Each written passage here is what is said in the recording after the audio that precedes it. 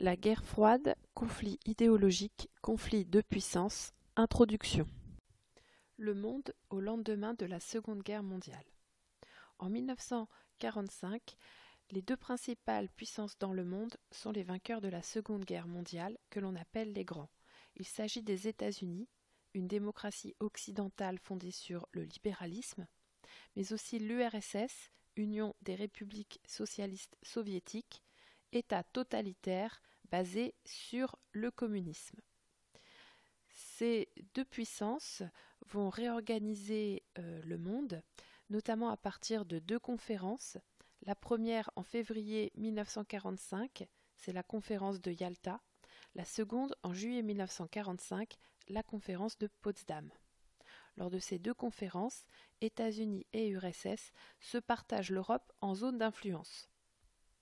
Ainsi, l'Europe de l'Est, libérée par l'Armée rouge, est sous le contrôle de l'URSS, alors que l'Europe occidentale, libérée par les États-Unis, est sous influence américaine. Mais déjà, les premières tensions apparaissent. Par exemple, dès 1945, l'URSS cherche à établir un ensemble d'États satellites en Europe de l'Est. Les partis communistes s'emparent du pouvoir dans les États d'Europe de l'Est, occupés par l'Armée rouge. En 1946, à Berlin, les zones d'occupation américaines, britanniques et françaises fusionnent pour devenir Berlin-Ouest. La méfiance s'installe alors entre les deux puissances. Le début de la guerre froide est symbolisé par les doctrines Truman et Jdanov. La problématique de ce chapitre se décomposera en deux questions. Comment les relations entre les deux grands se sont-elles organisées depuis la fin de la Seconde Guerre mondiale jusqu'au milieu des années 1970?